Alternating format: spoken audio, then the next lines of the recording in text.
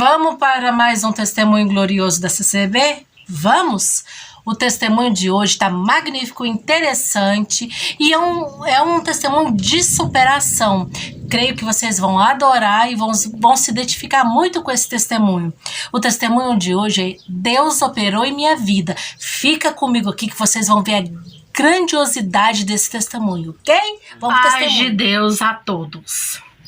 Eu agradeço a Deus pela rica oportunidade de mais uma vez compartilhar essa obra que Deus operou em minha vida, sendo eu nascido de pais que já serviam a Deus. Fui admoestado na sã doutrina. Meu pai, que foi cooperador, já dorme na esperança de vida eterna e creio que alcançou. Sempre tive em mente que crente era para velho, para pessoas que não tinham nada para se divertir, mas meu pai sempre me levou à igreja, mesmo que contra a minha vontade. E aos 14 anos de idade, ele veio ficar enfermo e acamado, isso por 7 anos. Ele teve derrame. E eu me vi na oportunidade de conhecer o mundo e suas ilusões. Me envolvi em musculação, baladas e muitas bebidas alcoólicas. Cheguei a ser internado por 3 vezes para tomar glicose, mas aos 21 anos Deus cercou o meu caminho, chamando um dos meus melhores amigos na graça. E um dia ele me chamou para assistir um culto e eu aceitei, por educação, pois não tinha pretensão de ir. Pois no domingo eu tinha um churrasco com meus amigos do serviço militar e, estando no churrasco no domingo, o Senhor me fez lembrar do compromisso. Isso já era 6 horas da tarde. Uma força me envolveu e eu acabei indo. Quando eu cheguei no culto, os irmãos chamou para eu sentar no meio dos musgos, junto com eles, mas eu preferi sentar atrás, no último banco. O culto percorreu normalmente, mas quando chegou a palavra, Deus revelou ao seu servo de Deus, no livro de São Lucas, capítulo 3, versículo 6, a parábola da videira estéril. Num dado momento da palavra, Deus falou assim: Você que entrou aqui, assim como o homem vinha há 3 anos procurar fruto na figueira e não achando quis cortá-la, e o vinhateiro pediu para escavar ao seu redor e esterçá-la por 1 ano. Deus te diz: eu te dou 1 ano para fazer a minha vontade, senão te cortarei e te lançarei fora, pois está usando a terra inutilmente. E muitos não compreendem como pode, no meio de tanta gente, alguém receber a palavra. Mas isso Deus ocultou aos sábios e estendidos e revelou aos pequeninos e humildes de coração. O Espírito Santo se encarregou de gravá-la em meu coração. E a partir daquele dia, todas as vezes que ia orar, antes de dormir, Deus trazia a palavra na mente. E eu começava a chorar, pois sabia que a palavra teria o total cumprimento. Isto foi em outubro de 1996. E os dias foi se passando e aquela voz na consciência me alertava que os dias estavam se aproximando. Quando, 1 semana para a virada do ano de 1996 para 1997, eu chegando 3 da manhã da rua, uma voz falou no meu coração, me alertando sobre a palavra e comecei a chorar. E fui orar. Não sei quanto tempo fiquei orando, mas creio que foi 1h30. Pois relatei ao Senhor tudo sobre a minha vida, como se Ele não soubesse. E num dado momento de desespero, pois eu dizia que não conseguiria batizar, pois era devasso, e se fosse para batizar e pecar, que que vantagem teria que Deus fizesse a sua vontade? Pois que com as minhas pernas eu não iria. Mas Deus sabia que eu o amava e cria no que ele falava para mim. Dou graças a Deus que ele me ouviu e selou no céu esta oração.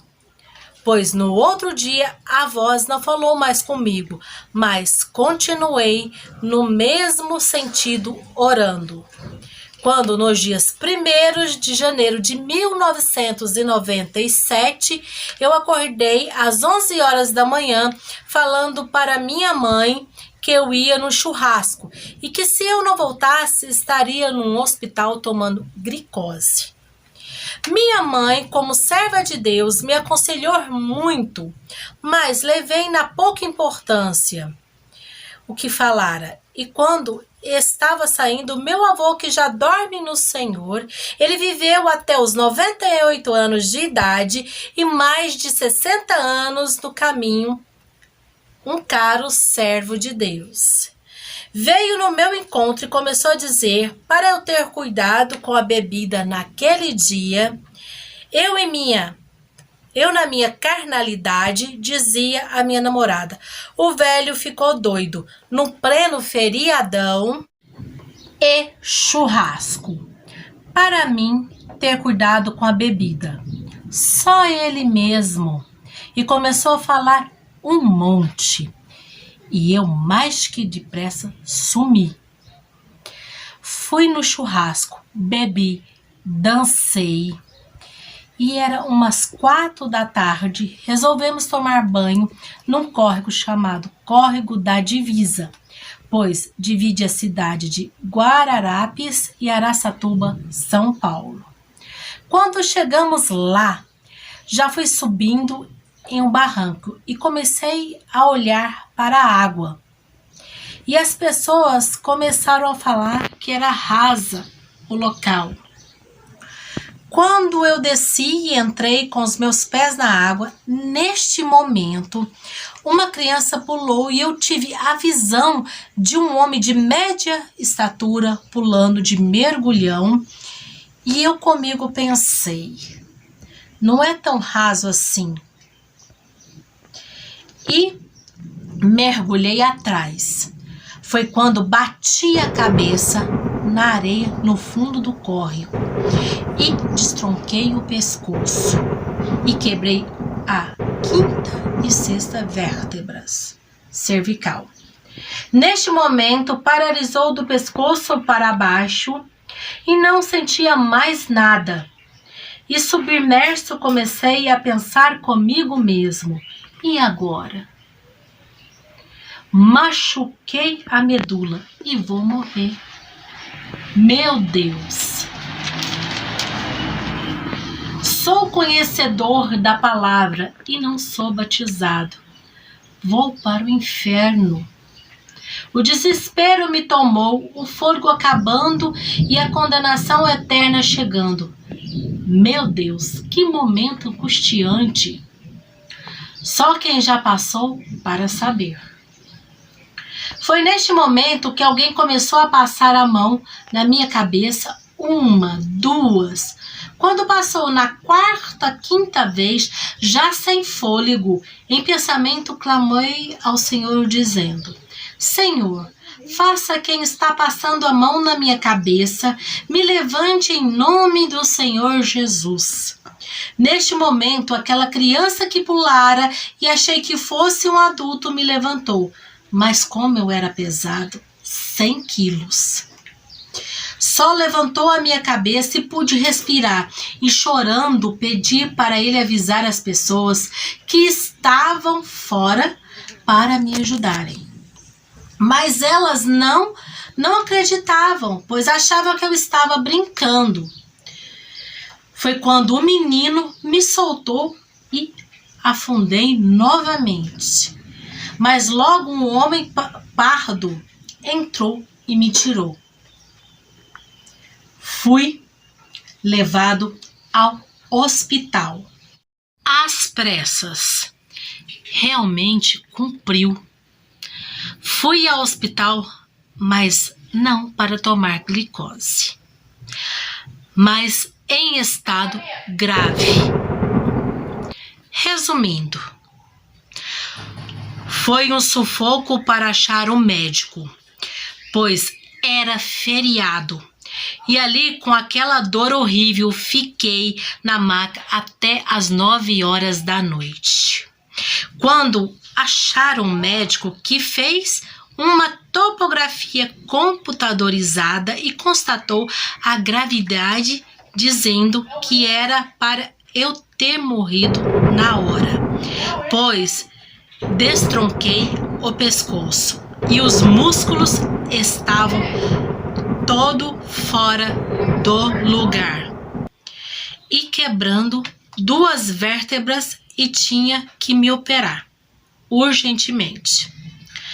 Mas não tinha assistente e fiquei até às 7 horas do outro dia esperando.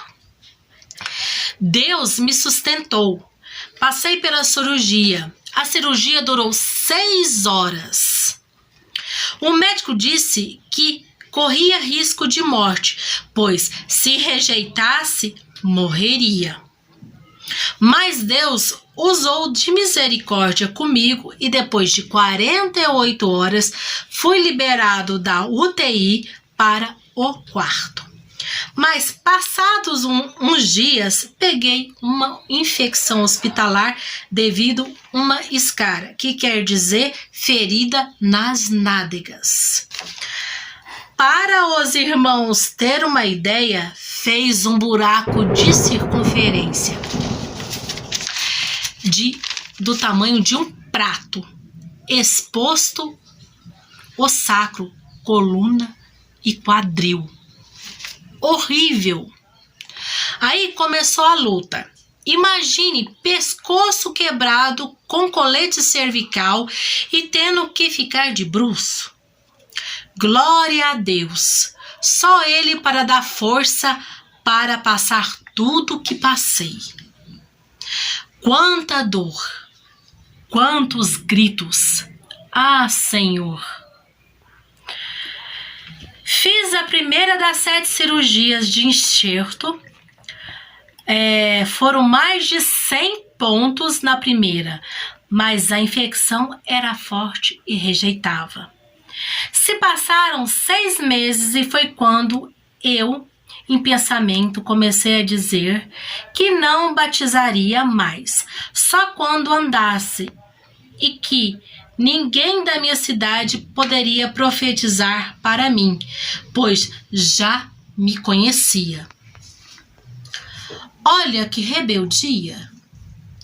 Foi quando, numa segunda-feira, uma irmã de Araçatuba, São Paulo, apareceu em minha casa e começou a falar das coisas de Deus. E o Senhor colocava na sua boca que Deus tinha me tirado todos os movimentos, mas não tinha tirado minha mente. E com ela era para eu lembrar que tinha uma alma para prestar conta no dia do juízo. E dizia mais, que ela foi no Mato Grosso do Sul, não lembro a cidade, evangelizar um fazendeiro, mas ele não quis receber a palavra, dizendo que tinha saúde e dinheiro. E quando precisasse de Deus, pediria para seus empregados irem de helicóptero buscá-lo. Que absurdo, né, pessoal? Foi quando Deus tomou a boca dela e disse: você sabe se daqui 15 dias sua mente estará boa para lembrar do Senhor? Mesmo assim, ele rejeitou. Sabe o que aconteceu? Passaram-se 15 dias, o tal fazendeiro sofreu um derrame cerebral e morreu. E nessa linhagem, ela falou muito comigo. Meu coração de pedra derreteu. Os dias da semana se passaram.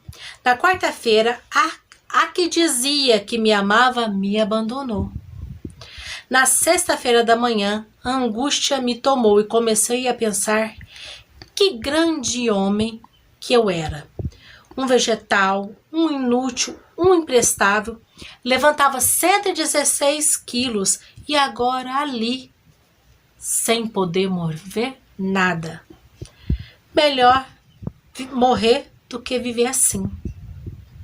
Foi quando dormi às 3 horas da tarde, uma outra irmã de Araçatuba, São Paulo, veio me visitar. Ah, que dia maravilhoso! Ela entrou no meu quarto e me saudou com a santa paz de Deus. Foi dizendo: irmão, o Senhor me mandou aqui, mas eu não sabia o que dizer. Mas não é um imprestável, um inútil, um vegetal. Pregou tudo o que eu tinha pensado de manhã. E dizia mais: faça primeiro a minha vontade, que é a de Deus, que o resto o Senhor proverá. É para batizar do jeito que você está, numa cadeira aérea. Você vai ser um exemplo para muita gente, para muita mocidade. Todos verão que sou Deus na sua vida. Irmãos, achei que ia para o céu naquele momento de tanta visitação de Deus. Ela perguntou se eu queria batizar e eu disse que sim. Ela orou, o céu baixou ali. Nós subimos da terra para a virtude. Glória a Deus nas alturas. Foi orado pelo ministério e confirmado por Deus. Lembrando que eu estava com a infecção ainda. Cirurgia em cima de cirurgia. Uma semana depois eu estava sendo batizado em nome do Senhor Jesus, do Pai, do Filho e do Espírito Santo. Amém. Já na noite depois do batismo, mais 4 almas batizaram comigo. Começaram as perseguições. Meu ex-cunhado começou a escarnecer de mim. Foi uma luta. Fui batizado em 6/7/1997. Logo já passei pela 2ª cirurgia nas nádegas e fui levado para a casa de meus primos em Salomão, São Paulo, para ser zelado por ele, pois era enfermeiro. Ali começou meu crescimento espiritual. Muita visita, orações, testemunhos, só glória. E muita prova, dor e febre também. Quando chegou meados de outubro de 1997, quando fui fazer a última cirurgia para fechar o dreno das nádegas, o médico teve que abrir tudo de novo, pois a infecção tinha deixado tudo oco. Meus irmãos, não dá para descrever o sofrimento que era muito grande. Voltei para Salomão, pois os médicos não deixavam mais eu internado, para não passar infecção para os outros pacientes e nem pegar mais. E por incrível que pareça, não passou nenhum antibiótico.